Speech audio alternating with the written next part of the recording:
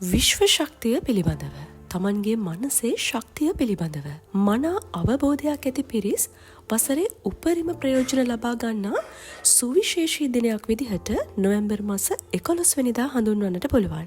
මේ දිනේ සුවිශේෂීත්වය දන්නා කෙනෙක් මේ දිනය නිකරුණේ නාස්ති වීමට දෙන්නේ නම් නැහැ. සැලසුම් සහගතව අර්ථාන්විතව බොහොම ධනාත්මකව මේ දිනය ගත කිරීමට කටයුතු කරනවා. 11 පෝටල් එහෙමත් නැත්නම් 11 ద్వාරය විවෘත වෙන දවස විදිහට මෙය හඳුන්වනවා. ඒ කියන්නේ ඉහළ තලය සහ පෘථුවිය අතර ඇති ඝනත්වය අඩු වෙලා විශ්ව ශක්තිය ඉතා විශාල වශයෙන් මෙන්ම වේගයෙන් පෘථුවියට ගලාගෙන එන දිනය ලෙසට නොවැම්බර් මාස 11 වෙනිදා හඳුන්වනවා. ඔබ දන්නවා විශ්වයේ භාෂාව වන්නේ ගණිතය. එහෙමත් නැත්නම් අංක. විශ්වය පණිවිඩ ලබා දෙන්නේ ඒන්ජල් නම්බර්ස් හරහා. ඒ අතරින් ඉහළම කම්පන සංඛ්‍යාතයක් සහිත ඒන්ජල් නම්බර් එකක් විදිහට 11 සැලකෙනවා. ඉතින් නොවැම්බර් මාස 11 වෙනිදා කියන්නේ ඉහළම කම්පන සංඛ්‍යාතයක් සහිත දිනයක් නිසා බලවත් විශ්ව ශක්තිය, විශ්ව කිරණ පෘථුවිය වටා බහුල වශයෙන් රැඳී පවතින දිනයක් ලෙසට මේ දිනය සැලකෙනවා. ඒ නිසාවෙන්ම luckiest day of the year, super power day of the year.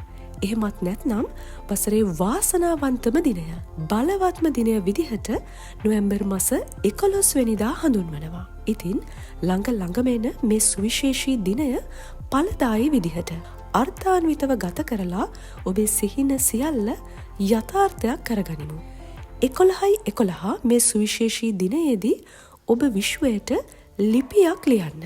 ඔබ දිනපතා ස්ක්‍රිප්ටින් කරන කෙනෙක් වෙන්න පුළුවන්. දිනපතා ග්‍රැටිටියුඩ් ජර්නල් එකක් ලියන කෙනෙක් වෙන්න පුළුවන්.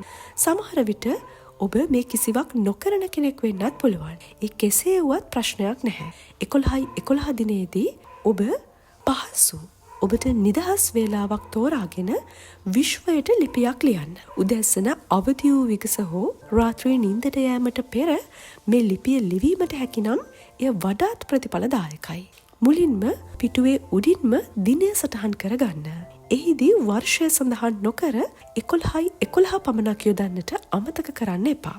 ඊට පස්සේ ආදරණීය විශ්වය කියලා විශ්වයට බොහොම ආදරණීය විදිහට ආමන්ත්‍රණය කරන්න.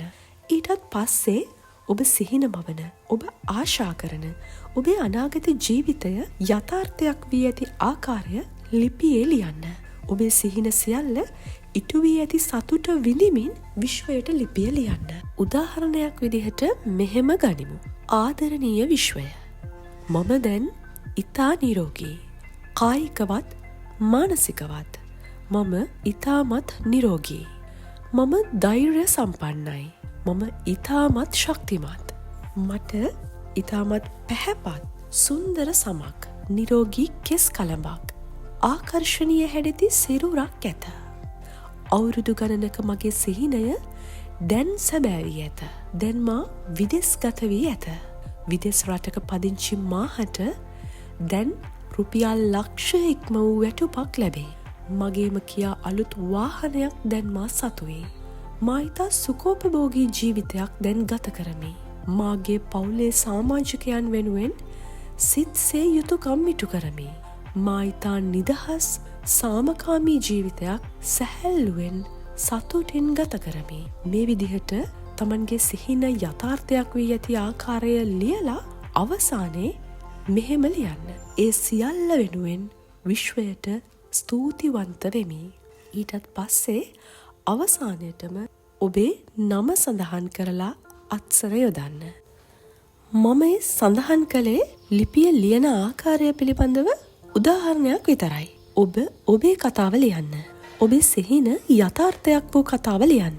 සමහර විට විභාගය ඉතා ඉහළින් සමත් වෙලා සරසවි ප්‍රවේශයක් ලැබීම ගැන වෙන්න පුළුවන්. අලුත් නිවසක් සෑදීම, අලුතින් වාහනයක් ගැනීම ගැන වෙන්න පුළුවන්. පින්වත් දරුවෙක්ගේ උපතක් ගැන වෙන්න පුළුවන්. රැකියාවක් ගැන, අලුතින් ව්‍යාපාරයක් ආරම්භ කිරීම ගැන මේ ආදී වශයෙන් ඕනෑම දෙයක් වෙන්න පුළුවන්. ඔබේ සිහිනයට අනුව විශ්වයට ලිපිය ලියන්න. ප්‍රධානම දේ තමයි අතීත කාලයවත් අනාගත කාලයවත් මේ ලිපිය ලිවීමේදී භාවිතා කරන්නට එපා. ඒ කියන්නේ මම විභාගය සමත් වුණා. මම හොඳ රැකියාවක් ලබා ගත්තා. මම අලුත් වාහනයක් ගත්තා. වගේ අතීත කාලෙන් ලියන්න එපා. මම විභාගයේ ඉහළින් සමතු වෙනවා. මම හොඳ රැකියාවක් ලබා ගන්නවා. මම අලුත් වාහනයක් ගන්නවා වගේ අනාගත කාලෙන් ලියන්නත් එපා. මම විභාගයේ ඉහළින්ම සමත්. මම හොඳ රැකියාවක් කරනවා. දැන් මට වාහනයක් තියෙනවා වගේ වර්තමාන කාලයෙන්ම මෙම ලිපිය ලියන්න. හරි. දැන් ඔබ ලියූ ලිපිය ලියුම් කවරයක දාලා කවරය අලවන්න. ලියුම් කවරයක් නැතිනම් ලිපියට ස්ටෙප්ලර් කට්ටක් ගහන්න පුළුවන්. නැත්නම් සෙලෝ ටේප් කැබල්ලකින් හෝ නැත්නම් කෙළවරට ගම්බින්දු කීපයක් තියලා හරි අලවන්න පුළුවන්. ඊට පස්සේ මෙම ලිපිය ඔබේ කොට්ටය තුලට දාන්න. ඉන් අනතුරුව ඒ ලිපිය පිළිබඳව හිතින් අමතක කරලා දාන්න. ආයෙත් ඔබ මේ ලිපිය විවෘත කරන්නේ ඊළඟ අවුරුද්දේ නොවැම්බර් 11 වෙනිදා. නමුත් ඊට පෙර ඔබ මේ ලිපියේ සඳහන් කරපු සිහින සැබෑ වුවහොත් අන්න එදාට ඒ ලිපිය එතනින් එළියට අරන් කියවන්න. කියවලා විශ්වයට ස්තුතිවන්ත වෙලා ඒ ලිපිය විනාශ කරලා දාන්න. විශ්වයට මේ ලිපිය ලියන්න ඔබට විනාඩි 5ක් 10ක් වගේ ඉතා කුඩා කාලයක් තමයි ගත වෙන්නේ. ඉතින් කම්පන සංඛ්‍යාතය ඉතාමත් ඉහළ, විශ්ව ශක්තිය බහුල 11 වැනි දිනයක මෙවැනි ඉතා සරල ක්‍රියාවක් කිරීමෙන් ඔබට ඇතිවීමට මිස නැතිවීමට කිසිවක් නැහැ.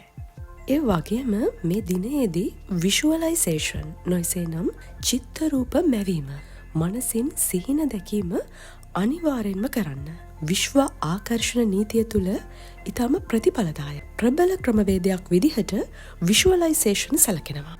ඒ වගේම තමා ලබා ඇති, තමා ලබන සෑම සියලු දෙයකටම හදවතින්ම ස්තුතිවන්ත වෙන්න. විශාල නැරඹුම් වාර ප්‍රමාණයක් සහිතව ස්තුතිවන්ත වීම පිළිබඳව අපේ YouTube channel එකේ වීඩියෝ පටයක් තියෙනවා. ඔබ වරක් එයට සවන් දී බලන්න. අපේ ජීවිතය තුළ ස්තුතිවන්ත විය යුතු, නමුත් අප හිතන්නේවත් නැති තරම් කුඩා දේවල් අපේ ජීවිතවල කොතරම් නම් තිබෙනවාද කියලා ඔබට ඒ වීඩියෝ පටයට සවන් දුන්නට පසුව වැටහෙවි. නොවැම්බර් මාස 11 වෙනිදා විශ්වයට ලිපිය ලියන්න අමතක කරන්නට එපා. ඒ වගේම විෂුවලයිස් කරන්න, ස්තුතිවන්ත වෙන්න, සතුටින් නිදහසේ දවස ගත කරන්න. ඍණාත්මක සිතුවිලි ඇති කරගන්නට නම් එපා. අඬන්න, දුක් වෙන්න එපා. දුක හිතෙන ෆිල්ම්ස් බලන්න එපා. දුක හිතෙන සින්දු අහන්න එපා. දුක හිතෙන කතා කියවන්න එපා. Taman ආස දේ කරන්න. නිදහසේ ඉන්න. ප්‍රධානම දේ මනස ධනාත්මකව තියාගන්න. ගිය අවුරුද්දේ නොවැම්බර් 11 වෙනිදා වෙනුවෙන් අපි කරපු වීඩියෝ එකේ ලින්ක් එක පහළ ඩිස්ක්‍රිප්ෂන් බොක්ස් එකේ දාලා තියෙනවා. අනිවාර්යෙන්ම ඒ වීඩියෝ එකටත් සවන් දෙන්න. නොවැම්බර් 11 වෙනිදා දිනය පිළිවෙලට ක්‍රමානුකූලව අර්ථාන්විතව ගත කළ යුතු ආකාරය පිළිබඳව ඒ වීඩියෝ පටේ ඉතාමත් පැහැදිලිව සවිස්තරාත්මකව දක්වලා තියෙනවා. ඒ දවසෙන් උපරිම ප්‍රයෝජන ලබා ගන්න ආකාරය පිළිබඳව සවිස්තරාත්මකව දක්වලා තියෙනවා. ඉතින් ඒ වීඩියෝ එකත් නරඹලා නොවැම්බර් 11 වෙනිදා ඉතාමත් ඵලදායී විදිහට අර්ථාන්විතව ක්‍රමානුකූලව ගත කරන ආකාරය පිළිබඳව මන අවබෝධයක් ලබා ගන්න කියලා ඔබට ආදරයෙන් ආරාධනා කරනවා. එහෙනම් ළඟ එන මේ නොවැම්බර් මාස 11 වෙනිදා අපේ ජීවිතයේ ඇති සිහින යථාර්ථයක් කරගන්නට අවශ්‍ය පසුබිම සකස් කරන ඵලදායී දිනයක් කරගනිමු. ජීවිතය ජයගමු. රැඳී සිටියාට ස්තුතියි. ඔබට ජය.